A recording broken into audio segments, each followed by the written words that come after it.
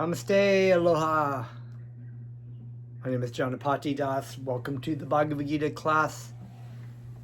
And I hope you are having a wonderful, happy new year. We will be continuing with what we were reading in chapter 7. And I'd like to take this opportunity to offer my respects to you. Thank you. Offering my respectful obeisances unto my spiritual master and my spiritual grandfather, and asking for their mercy and benediction in teaching this class. So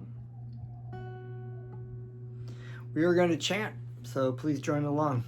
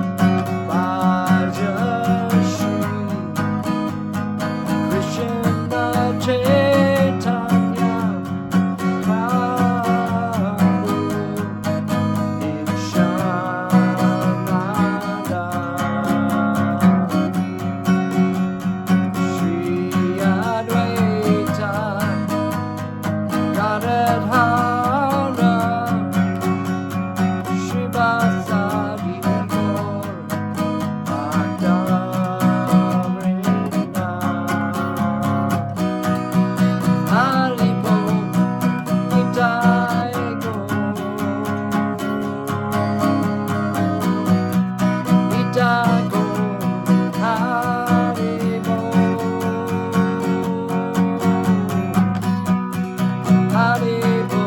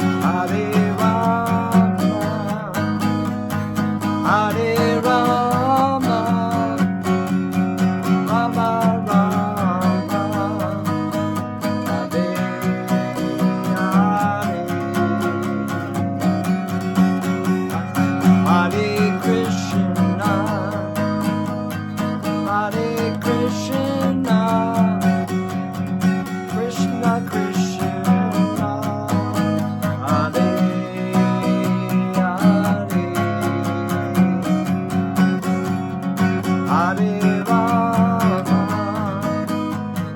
Hare Rama, Rama Rama, Hare Hare, Hare Krishna, Hare Krishna,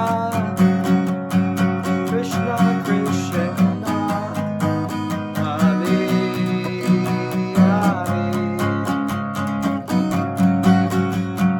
Hare Rama, Hare Rama, Rama Rama, Hare Hare, Hare Krishna, Hare Krishna, Krishna Krishna, Hare Hare,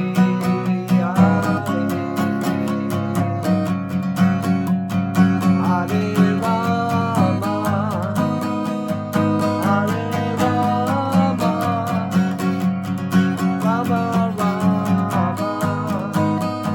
Hare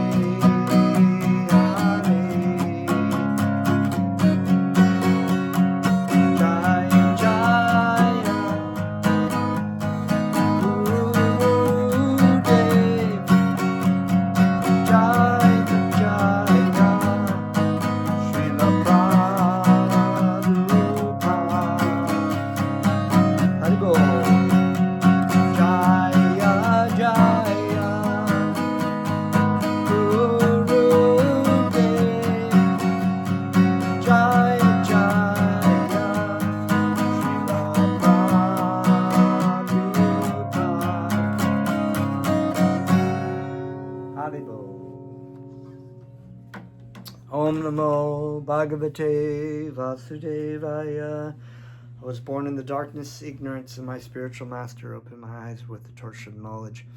I offer my respectful obeisances unto him. Okay, welcome. I've been away for a little bit, and we are going to pick up where we left off.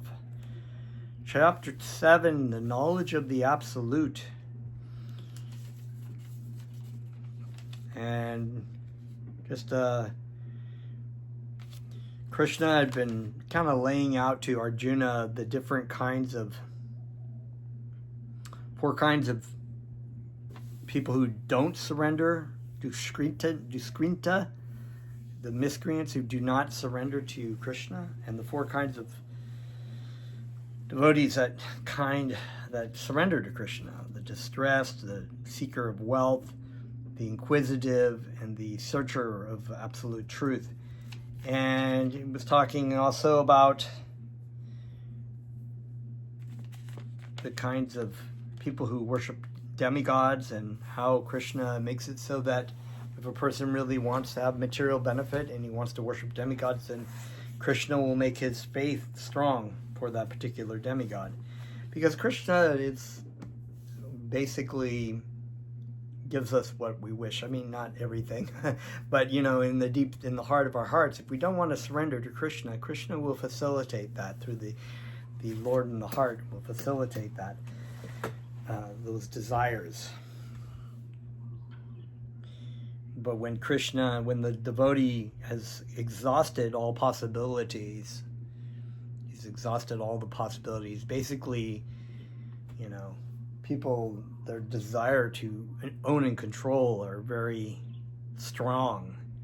Even when facing death, they're just like, I've got to, there's someone I know, I won't go into particulars about it, but he's been diagnosed with the cancer, and its cancer has been spread, and even facing death, he's just like, I've got to, travel and do all these things that I want to do, and I don't care what, I'm not going to work, I'm just going to use my money and try to enjoy life, and that's not particularly real intelligence, because he's not quite faced with the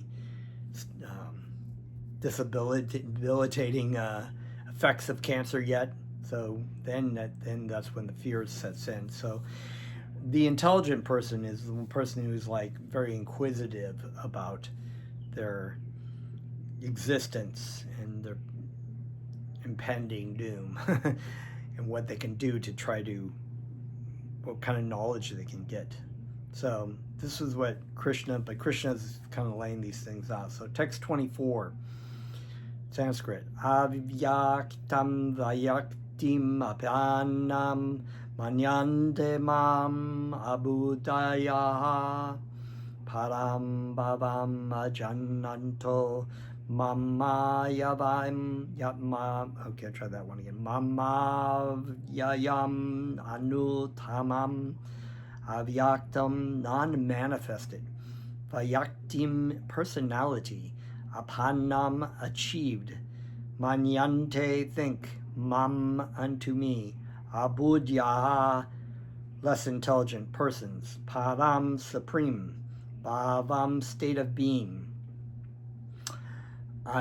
janantaha, without knowing, mam, my, avyayam, imperishable, anutamam, the finest. So it's very interesting you learn a little bit about Sanskrit by looking at these transliterations. When you put the a in front of a word, it negates the meaning of it or reverses. So we have the words like budya. Budya means intelligence, but abudyaha is less intelligent persons. And here, of course, ajanantana. Jana means to know, and ajanata, without knowing. So translation, text 24. Unintelligent men who know me not think that I have assumed this form and personality. Due to their small knowledge, they do not know my higher nature, which is changeless and supreme. So, once again, another person I know who is espousing impersonalism and I am Godism to me. Maybe we are God, probably, or we are this collective unconsciousness. It's just so. You can be a yogi. You could be a yogi, and a Mayavadi yogi, and be completely unintelligent. Of course, according to what Krishna is stating, it's not very intelligent because they do not know the personality of Godhead. They think that the form of the deity is just Maya, and that you can use that to meditate for actual less intelligent people in their mind, can use that as a crutch to merge into. You can even use your picture of your own guru, which is like offensive. You have your guru, and the guru is not really just God too, so you can just use the form to merge in, and then you don't need it anymore. But here, due to their small knowledge, they know not my higher nature, which is changeless and supreme. And sometimes people would translate that, oh, well, the undifferentiated oneness of this great energy, But the changeless is a supreme personality of Godhead, which is Satchitananda Vigraha, which is a spiritual form. God has a spiritual form. It's not just some kind of energy that we're part of, right? Which it is energy. There is the energy. We are energy, but we are also have a form. Those who are worshippers of demigods have been described as less intelligent persons, and here the impersonalists are similarly described. Lord Krishna in his personal form is here speaking before Arjuna, and still due to ignorance, impersonalists argue that the Supreme Lord ultimately has no form. So Krishna basically states these things, that he's not impersonal, that he has a form, and yet they have to use some kind of gymnastics to come to translate their versions of Bhagavad Gita to somehow fit their erroneous personality. Yamanujacharya, a great devotee of the Lord in the disciplic succession from Ramanujacharya, has written two very appropriate verses in this connection. He says, "My dear Lord, devotees like Vyasadeva and Narada know you to be the personality of Godhead. By understanding different Vedic literatures, one can come to know your characteristics, your form, and your activities, and one can thus understand that you are the supreme personality of Godhead. but those who are in the modes of passion and ignorance. The demons, the non-devotees, cannot understand you. So here the Yamanujacharya is actually stating that impersonalists are not actually really in the mode of goodness or transcendental goodness. They are unable to understand you. However expert such non-devotees may be in discussing Vedanta and the Upanishads in the Vedic literatures, it is not possible for them to understand the personality of Godhead. So stating what Krishna is saying in this verse is that people can be very knowledgeable in the Vedic texts, and that they completely miss the point and misunderstand that the purpose of all these Vedas, all the conclusions of these Vedas, point to the personality of Godhead, Sri Krishna. If they do not understand that, their knowledge is in vain. It's wasted. It's completely useless. In the Brahma Samhita, it is stated that the personality of Godhead cannot be understood simply by study of the Vedanta literature. So, once again, this is also contrary to what the Vedantists, they believe that they should study the Vedanta then they were in the story in the Chaitanya Charitamrita, Prakashananda Saraswati was criticizing, kind of looked down upon bhaktas as being sentimentalists because all they would do was chant Hari, Hari, Hari, Hari, Krishna, Krishna, Krishna, and they wouldn't study the Vedanta. But actually, this great Vaishnava saints are very, very fluent in the Vedanta, and Lord Chaitanya, being the Supreme Personality of Godhead, was the source of all the Vedanta scriptures and the Vedas. So of course he would know. He is non-different than the Vedas. So he was able to chant Krishna's names and defeat in debate Prakashananda Saraswati. Only by the mercy of the Supreme Lord. And so Bhaktivedanta in this translation calls these people as being less intelligent, even though they are very knowledgeable in Sanskrit and grammar and rhetoric and whatnot. They completely missed the boat. Only by the mercy of the Supreme Lord can the personality of the Supreme be known. Therefore, in this verse, it is clearly stated that not only the worshippers of the demigods are less intelligent, but those non-devotees who are engaged in Vedanta and speculation on Vedic literature without any tinge of true Krishna consciousness are also less intelligent. For them, it is not possible to understand God's personal nature. And we've stated before that Krishna is a person. You can't apply the ascending method of trying to speculate and trying to capture Krishna by using your mind, because there's already envy there. You feel like you are God, and therefore your great knowledge can actually capture the understanding of Krishna. And Krishna, it says no, it's quite opposite.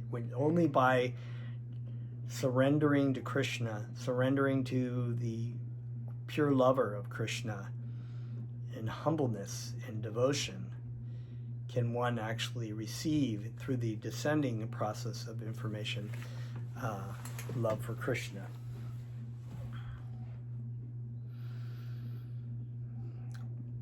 Persons who are under the impression that the absolute truth is impersonal are described as asuras. Asura is a demon, which means that one who does not know the ultimate feature of the absolute truth. In the Srimad Bhagavatam, it is stated that the supreme realization begins with the impersonal Brahman and then rises to the localized supersoul, but the ultimate word in the absolute truth is the personality of Godhead. Modern impersonalists are still less intelligent, for they do not even follow their great predecessor, Shankaracharya, who has specifically stated that Krishna is the supreme personality of Godhead. So even Lord Shiva, in the form of Shankaracharya, who is instructed to delude, to basically drive away Buddhism and reinstate.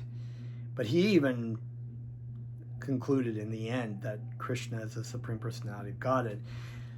And their followers have not taken that to heart. Impersonalists, therefore, not knowing the supreme truth, think Krishna to be only the son of Devaki and Vasudeva, or a prince, or a powerful living entity, or a demigod. A lot of even Hindus are like Krishna is the incarnation of Vishnu and not the other way around, or the impersonal void.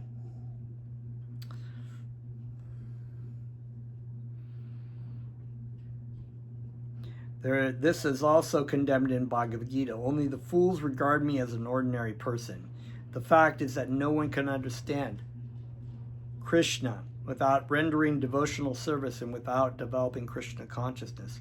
The Gita confirms this.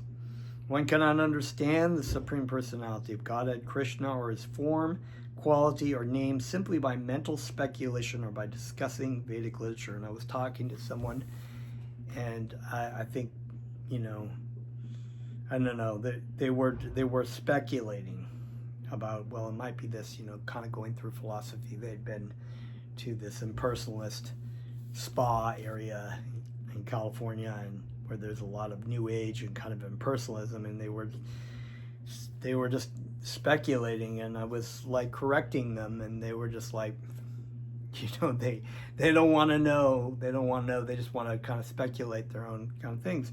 And so this is where you apply chanting and prasadam, where logic will not reach them, because they're too envious and too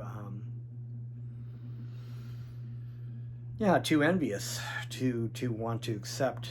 You have to surrender. There is a surrendering of the process. So only fools regard. Okay.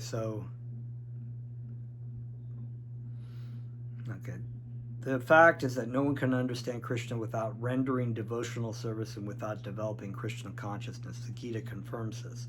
One cannot understand the Supreme Personality of Godhead, Krishna, or his form, quality, or name simply by mental speculation or by discussing Vedic literature. One must understand him by devotional service.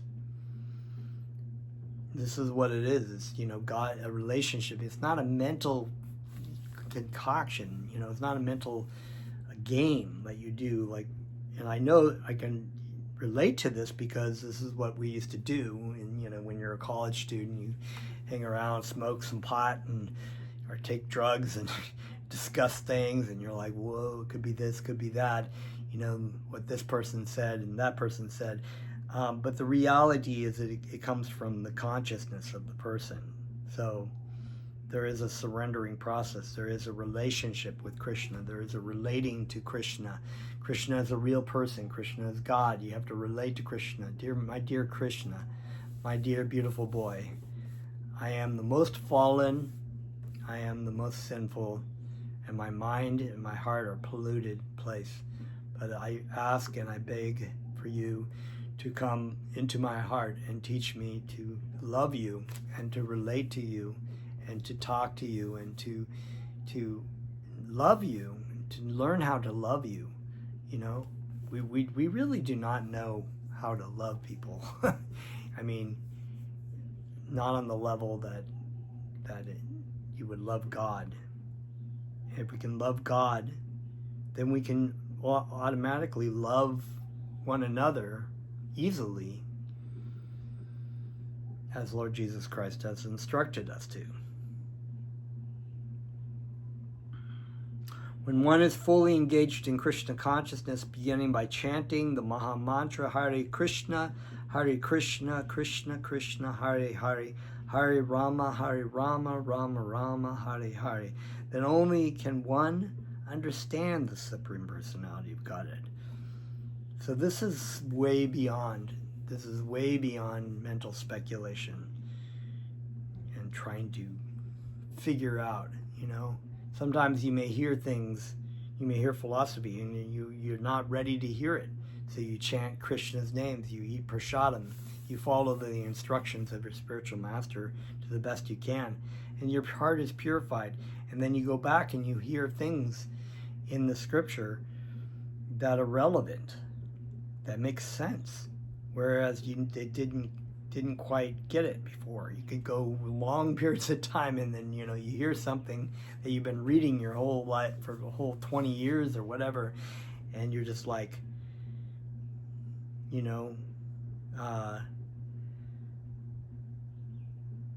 whatever it says. Non-devotees and impersonalists think that Krishna has a body made of this material nature and that all his activities, form, and everything are Maya. These impersonalists are known as Mayavadi. They do not know the absolute truth. The 20th verse clearly states those who are blinded by lusty desires surrender unto the different demigods. It is accepted that besides the Supreme Personality of Godhead, there are demigods who have their different planets. Bhagavad Gita chapter 7, verse 23. And the Lord also has a planet. It is also stated that the worshippers of the demigods go to the different planets of the demigods, and those who are devotees of Lord Krishna go to Krishna Loka planet. Although that it is clearly stated, the foolish impersonalists still maintain that the Lord is formless, and that these forms are impositions. From the study of the Gita, it appear that the demigods and the abodes are impersonal. Clearly, neither the demigods nor Krishna, the Supreme Personality of Godhead, are impersonal. They are all persons. Lord Krishna is the Supreme Personality of Godhead, and he has his own planet, and the demigods have theirs. But the difference is that when you go to the planets of the demigods, you have to return. It is a temporary material existence. It may, albeit a very long and pleasurable experience, but it does have an end. You go back to Krishna, you don't return to this planet. This is clearly stated. This is the spiritual world. This is Vaikuntha Loka, Krishna Loka. Therefore, the monistic contention that ultimate truth is formless and that form is imposed does not hold true. It is clearly stated here that it is not imposed. And I think the problem is that even Muslims and certain Christians have a hard time accepting that, because they think of God, when you start talking about form, they think of a material form and not a spiritual form. So they're like, well, how does that work? Does that mean that there's some great, God up on a cloud somewhere, or he lives in some kind of, he says some great material, leader? No, it means that his form is spiritual, purely spiritual. As is our Vigraha, our spiritual form. We are of spiritual nature, but our material body is made of material energy. And it is false. It is not true. It is Maya. It is clearly stated, from the Gita we can clearly understand that the forms of the demigods and the forms of the Supreme Lord are simultaneously existing, and that Lord Krishna is Sat Chidananda, eternal, blissful knowledge. The Vedas also confirm that the Supreme Absolute Truth is Anandamaya, or full of blissful pleasure, and that he is Abhishashat, by nature the reservoir of unlimited auspicious qualities. And in the Gita, the Lord says that although he is Aja, unborn, he still appears. These are the facts that we should understand from the Gita. We cannot understand how the Supreme Personality of Godhead can be impersonal.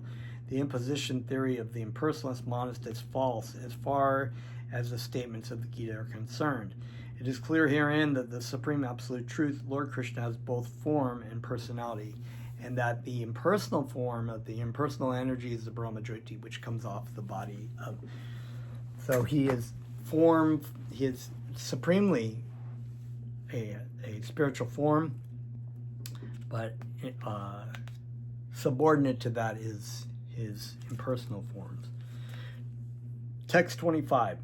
Naham prakashaha sarvasya yoga maya samarvritaha mudyoham nabi jananti lokomam ajam avyayam na nor aham I prakashaha manifest, sarvasya to everyone, yoga maya internal potency, samavrita covered, Mujya, foolish. Aham, this. Na, not.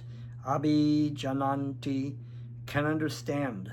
Loka, such less intelligent persons.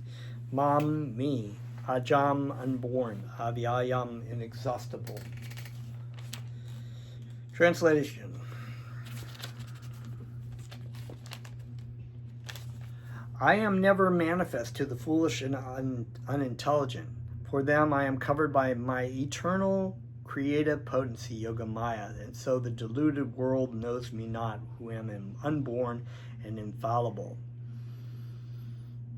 That's, so the foolish and unintelligent, those who think better, these dushkrinta, the mujjas, right? The foolish and unintelligent, they are covered by Yogamaya, the Maya Devi, by the external energy of Krishna, because that is what they desire. They desire to be in their little fantasy world, and are not really interested in God realization. It may be argued that since Krishna was present on this earth and was visible to everyone, then why isn't he manifest to everyone now? But actually, he was not manifest to everyone. When Krishna was present, there were only a few people who could understand him to be the Supreme Personality of Godhead. In the assembly of in the assembly of Kurus, when Shishapala spoke against Krishna being elected president of the assembly, Bhishma supported him and proclaimed him to be the Supreme God. Similarly, the Pandavas and a few others knew he was the Supreme, but not everyone. So that's from the Mahabharata. Shishapala, of course, was an enemy, as you welcomely known. He was actually supposed to marry Rukmini, because Rukmi, the brother Rukmini, had promised Shishapala to give Rukmini to him for marriage, but Rukmini had heard about Krishna and was wrote a letter and told Krishna, please come steal me. I'm getting married to this demon. I've heard all these things about you from the great sages, and I want to be your wife. And so the story, of course, was that Krishna came and stole Rukmini and put her up on the chariot and defeated Shishapala and all the demons. And of course, Shishapala was a little bit kind of angry about that in the long run, because he couldn't fight back. He just gave up, right? And even Rukmi was like, what are you doing? Let's fight. And then of course we know about Rukmi. Rukmi got captured and got his beard and haircut, and eventually was killed by Balaram in a game of chess, which is such the outcome for great demons and offenders of Krishna. So Shishapala, it was part of the thing that he, during the election, Yudhishthira was being crowned and they were doing the Rajasuya sacrifice, and so in the assembly, all the great sages, and there was many people, because this Yudhishthira was the older brother of Arjuna, and he was a very saintly king, and of course everybody was very much in favor except for Dhritarashtra and his sons, Duryodhana and a few other of their people or whatever, so they wanted to elect the president or someone they wanted to honor in that whole assembly. And there were people like Lord Brahma, Narada Muni, great saintly people, amazing saints, great sages. And they decided they would select Krishna, because the people who they understood, all the great saints and sages, they knew that Krishna was the Supreme Personality of Godhead and that he was the ultimate, even though there were so many great devotees to be picked from, that they should worship Krishna. Well, that didn't go over very well for Shishapala, and so when Sahadev, the younger brother of Arjuna, was praising Krishna and calling out for selection, then he started kind of criticizing Sahadev as being a baby, and then he started criticizing Krishna, and but not everybody. So that was the main point, is that a lot of these people did not accept him as the Supreme Personality of Godhead, or even as a worthy warrior or anything like that. They were very envious of him, and that's kind of what their role was. Similarly, the Pandavas and a few others knew that he was a supreme, but not everyone. He was not revealed to the non-devotee and the common man. Therefore, in the Gita, Krishna says that, but for his pure devotees, all men consider him to be like themselves. Right, so these were great, Shishapala was a great warrior. These people are very great statesmen and great warriors and thinkers, and they think very highly of themselves. And so there is a natural competition between the warriors. And Shishapala thought he was a superior warrior, even though he was defeated by Krishna. Therefore, in the Gita, Krishna says that for all his pure devotee, but for his pure devotees, all men considered him to be like themselves. He was manifest only to his devotees as a reservoir of all pleasure, but to others, to unintelligent non-devotees, he was covered by his external potency, and that was how Krishna was arranging it. When you break this down, really, when it comes down to it, everybody is a devotee of Krishna. Everybody is a devotee of Krishna. All living entities are devotees of Krishna. Sometimes they have to play the roles. They're instructed to play the roles of the demons, as demons, to fight, because Krishna likes to fight, so he needs people to fight with. So, that's just part of what they do. In the prayers of Kunti in the Srimad Bhagavatam, 1st Canto, 8th chapter, 18th verse, it is said that the Lord is covered by the curtain of Yoga Maya, and thus ordinary people cannot understand him. Kunti prays, O my Lord, you are the maintainer of the entire universe, and devotional service to you is the highest religious principle. Therefore, I pray that you will also maintain me. Your transcendental form is covered by the Yoga Maya. The Brahma Jyoti is the covering of the internal potency.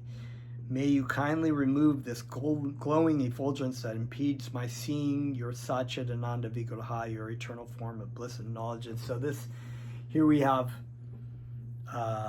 Mother Kunti, and we can find this in the Srimad Bhagavatam, this conversation when Krishna has a conversation with Mother Kunti, and because they're, I think Kunti is her by birth, his aunt, but also she understands who he is really, but this verse is hearkening back to the Sri Ishopanishad, in which the Sri Ishopanishad prays to kindly remove that glowing effulgence so that I can see your form of bliss and knowledge. It's the same thing, and that's the devotee is not interested in merging into the energy of Krishna. He pays his obeisances to it, but he wants to see Krishna. He wants to see the form of Krishna. We're not interested in becoming some great energy, part of an energy, or whatever, like this person was talking to me about, or merging into collective unconsciousness, or whatever you want to call that. As devotees of Krishna, you want Krishna, and Krishna facilitates it so that you're not aware of Krishna. You're in a relationship of either paternal or friendship or servant or beloved. You're in this eternal relationship where you may be scolding Krishna, and Krishna loves that because it's all done in love. It's a transcendental love. This Yoga Maya curtain is also mentioned in the 15th chapter of the Gita. The Supreme Personality of Godhead in his transcendental form of bliss and knowledge is covered by the eternal potency of Brahma Jyoti, and the less intelligent and personalists cannot see the Supreme on this account. Also in the Srimad Bhagavatam, 10th canto, 14th verse, 14th chapter, 7th verse, there is a prayer by Brahma, Supreme Personality of Godhead, or Supersoul, Master of all mystery, who can calculate your potency and your pastimes in this world. You are always expanding your eternal potency, and therefore no one can understand you. Learned scientists and learned scholars can examine the atomic constitution of the material world or even the planets, but still they are unable to calculate your energy and potency, although you are present before them. So it's true. There are very intelligent people in this who can be studying so many different things and the particulars of subatomic particles, or the whole etymology of insects in this material world, and their intricacies and their mating calls and the particular uses of their body parts and whatnot, and yet they have no complete understanding of Krishna at all, but yet they have so much brain power. The Supreme Personality of Godhead, Lord Krishna, is not only unborn, he is avayaya, inexhaustible. His eternal form is bliss and knowledge, and his energies are all inexhaustible. Text 26. Vedaham samatitani vartamanani charunjana bhavishani chabutani mam tu vedana kaschana veda no aham I sama equally atitani past Vartamanani present cha end Arjuna O Arjuna bhavishani future cha also bhutani living entities mam me tu but Veda knows na not kaschana anyone. Translation, text 26. O Arjuna, as the Supreme Personality of Godhead, I know everything that has happened in the past, all that is happening in the present, and all the things that are yet to come. I also know all living entities, but me no one knows. Great verse. Krishna is all-knowing. Purport. Here's the question of personality and impersonality is clearly stated. If Krishna, the form of the Supreme Personality of Godhead, is considered by the impersonalists to be Maya, to be material, then he would, like the living entity, change his body and forget everything in his past life. Anyone with a material body cannot remember his past life. Not most 99.9999. Sometimes people know one past life or maybe two, but that's very, very rare. Nor can he foretell his future life, nor can he predict the outcome of his present life. Therefore, he cannot know what is happening in past, present, and future. So nobody really knows what happened in the past. I mean, not like even a week ago, our details of what we remember are shoddy at the best. Where we were, what we were doing, with specifics, how things were going, what the weather was like then.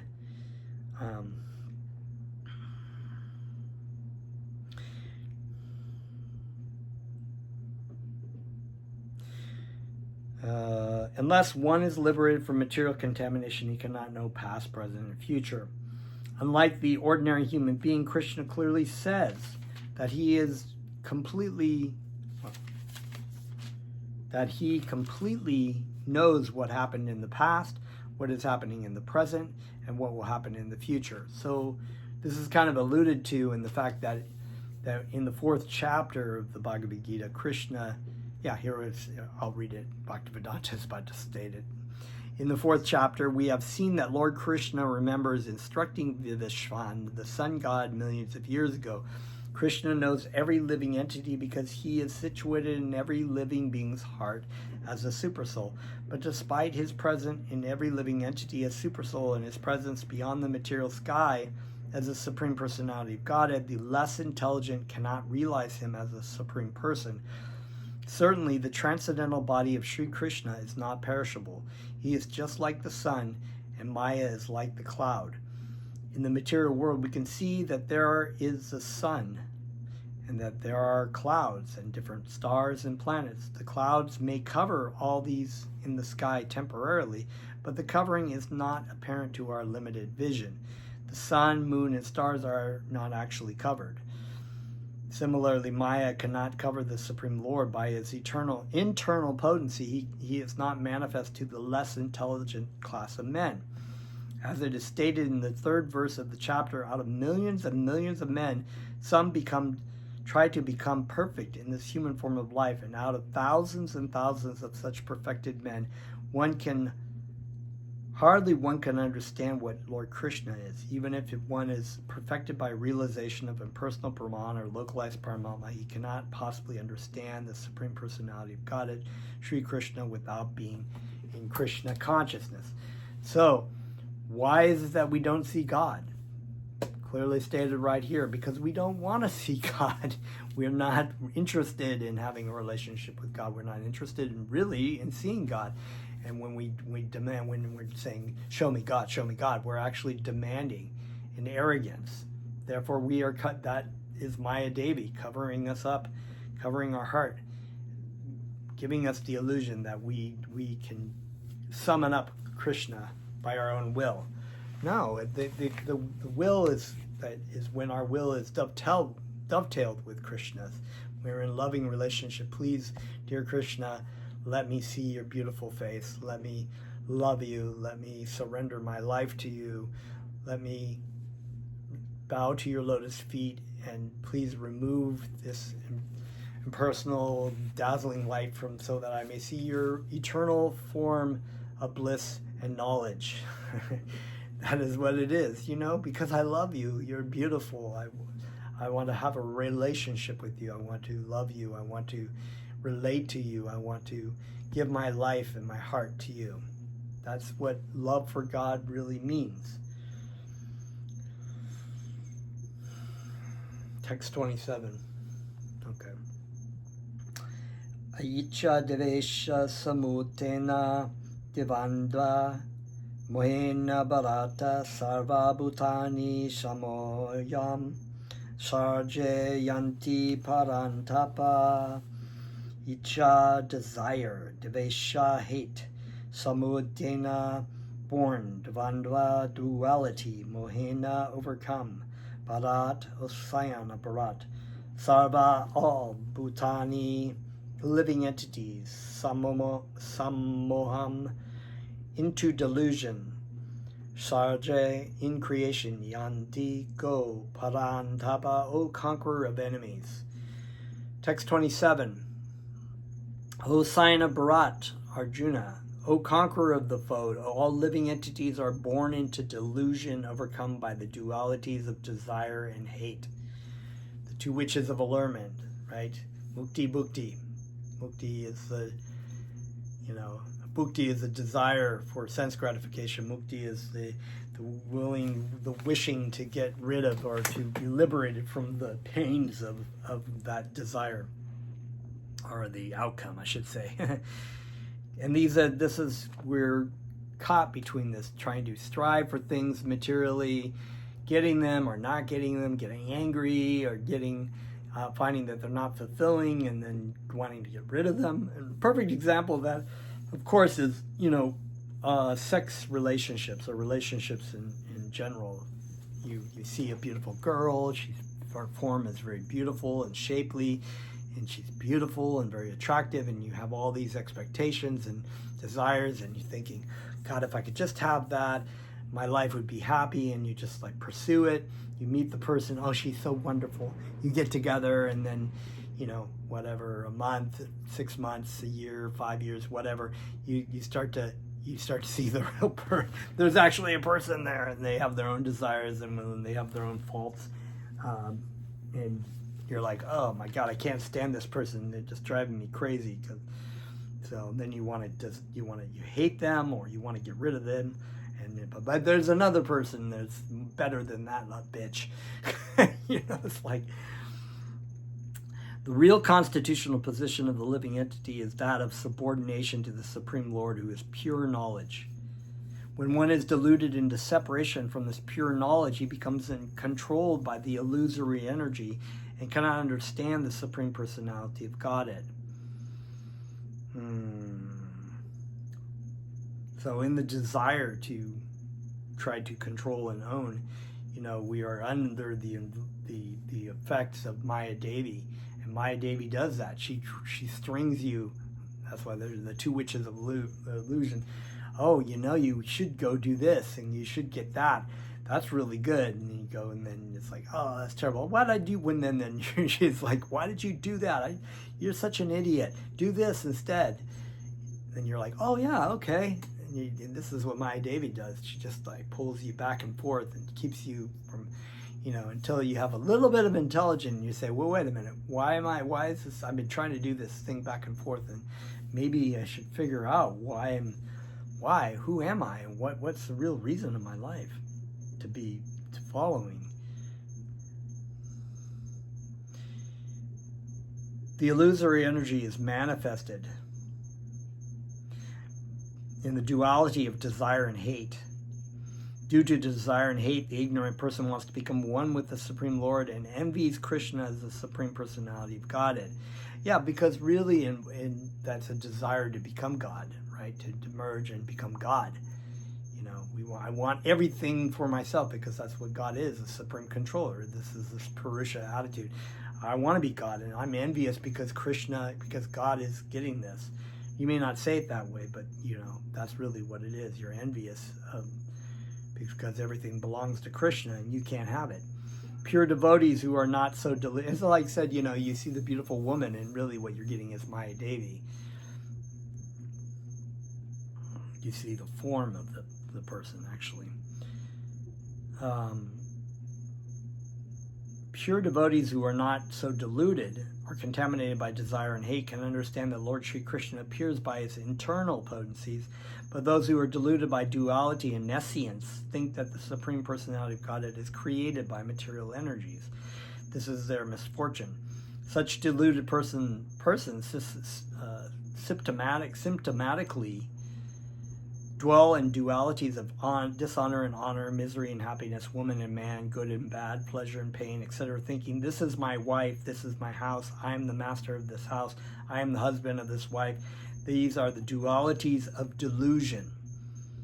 Yes, my car, my job, I think, that's what Bhagavad Gita always says, if you start a sentence with I think, you should stop, because what does that mean exactly? I think, I am the husband of this wife. These are the dualities of delusion. Those who are so deluded by dualities are completely foolish and therefore cannot understand the Supreme Personality of God. As long as you're living in this material delusion of being the body and the mind, that you're some kind of identity, then this is what's happening. Text 28. Yesham tavanta gatam papam jananam punya karamanam te devandva mohan nirmuktya bhajanti mam dilitra vrataha. Yesham whose to but antagatam completely eradicated, papam sin, jananam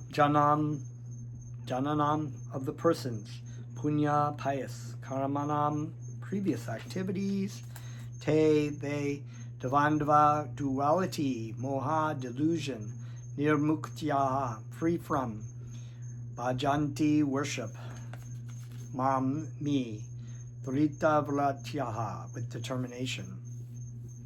Translation: persons who have acted piously in previous lives, and in this life whose sinful actions are completely eradicated, and who are freed from the duality of delusion, engage themselves in my service with determination.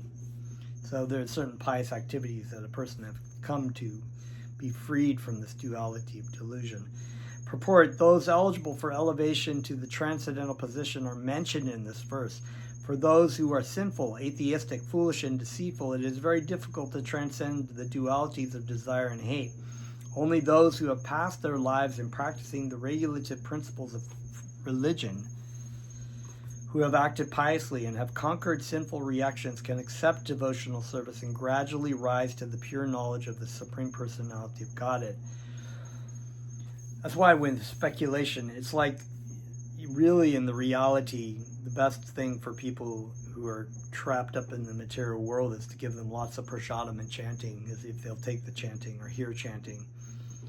Then, because this will be the purification of their heart, then gradually they can meditate on in trance on the Supreme Personality of Godhead.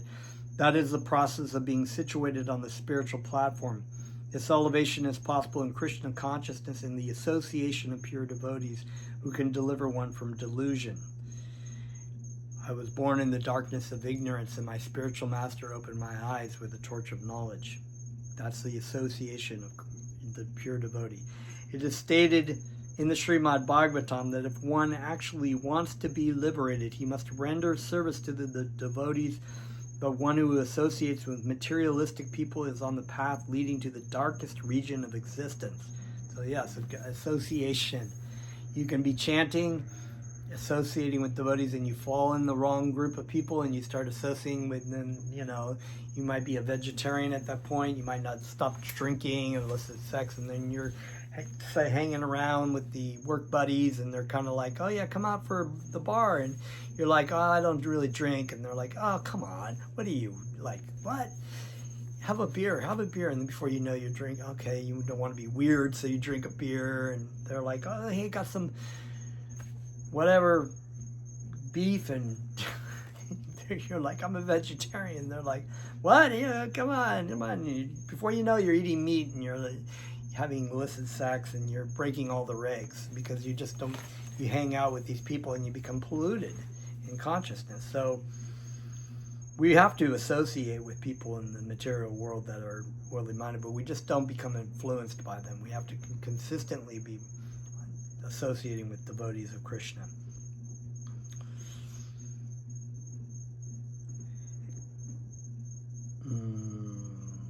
All the devotees of the Lord traverse this earth just to recover the conditioned souls from their delusion.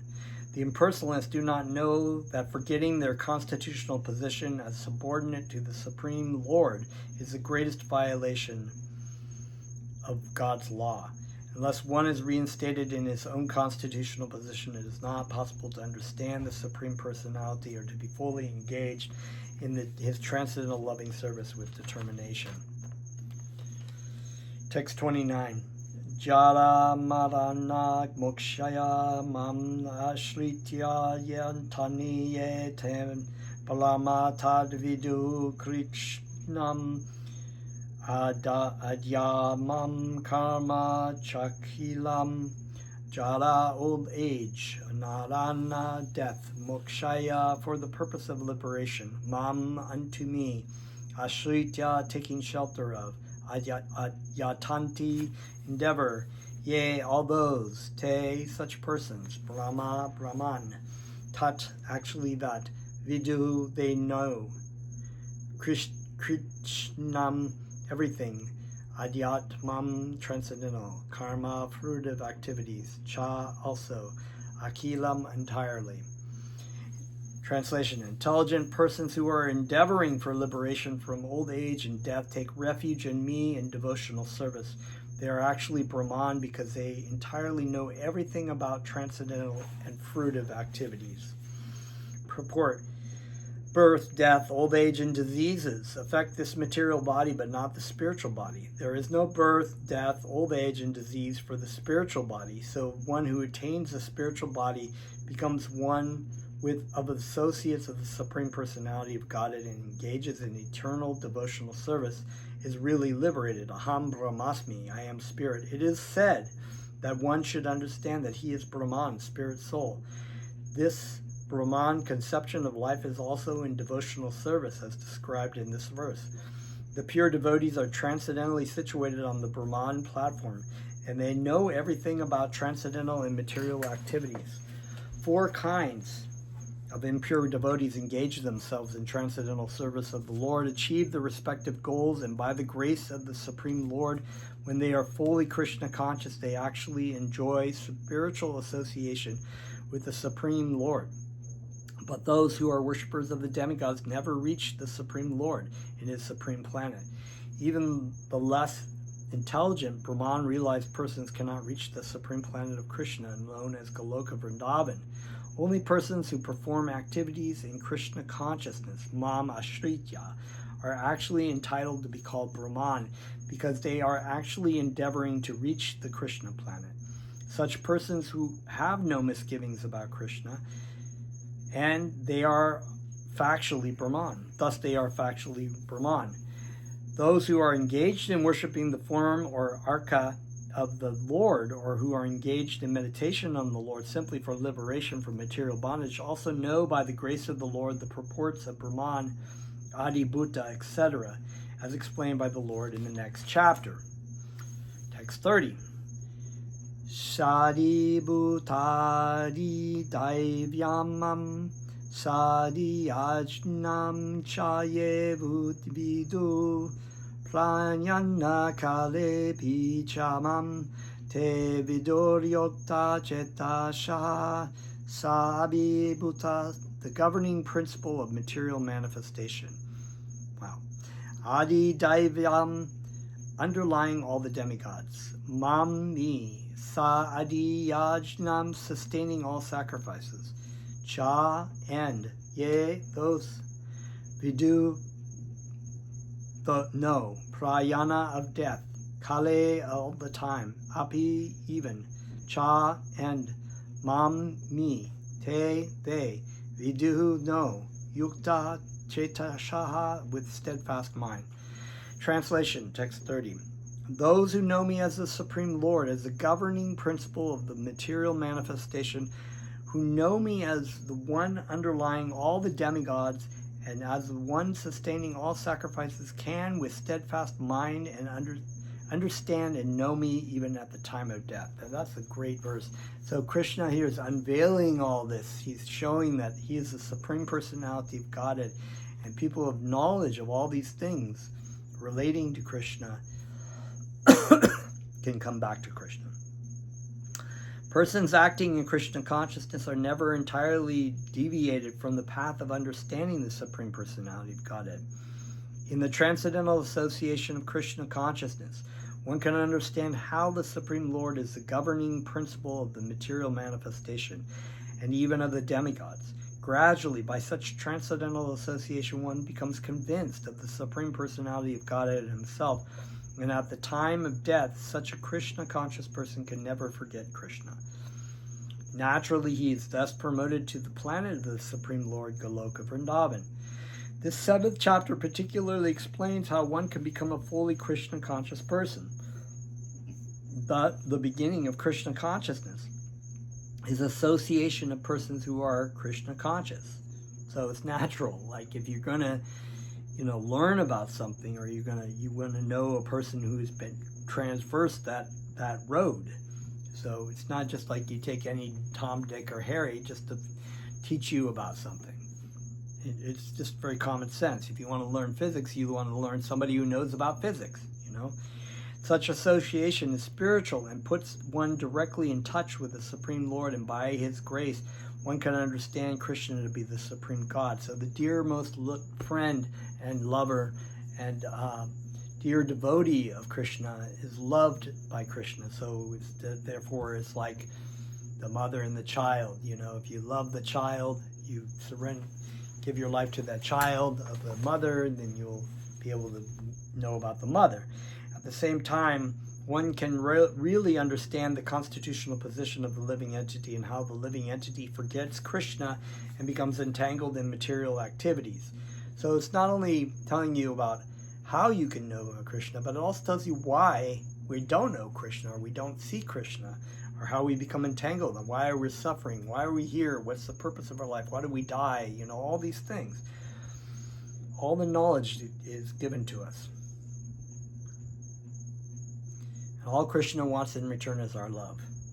By gradual development of Krishna consciousness and good association, the living entity can understand that due to forgetfulness of Krishna, he has become conditioned by the laws of material nature. He can also understand that this human form of life is an opportunity to regain Krishna consciousness, and that it should be fully utilized to attain the causeless mercy of the Supreme Lord. Many subjects have been discussed in this chapter: the man in distress, the inquisitive man, the man in want of material necessities, knowledge of Brahman, knowledge of Paramatma, liberation from birth, death, and diseases, and worship of the Supreme Lord. However, he who is actually elevated in Krishna consciousness does not care for the different processes. He simply directly engages himself in activities of Krishna consciousness and thereby factually attains his constitutional position as eternal servitor of Lord Krishna. In such a situation, he takes pleasure in hearing and glorifying the Supreme Lord in pure devotional service. He is convinced that by doing so, all his objectives will be fulfilled. So this is a complete faith. This is Shraddha. This is Shraddha. Faith, complete faith, that if I give my life to Krishna, that all the objectives that I'm striving for in my life will be fulfilled. This determined faith is called Dhrita Vrata. And okay, it's a different word, but it's also Shraddha. It is beginning of Bhakti Yoga or transcendental loving service. Dhrita Vrata.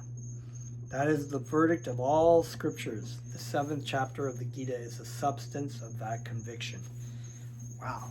Amazing chapter. Thus ends the Bhaktivedanta purports of the 7th chapter of the Srimad Bhagavad Gita in the matter of knowledge of the Absolute. And we will continue to chapter 8, read through next time, Attaining the Supreme. Awesome. Thank you very much. Namaste.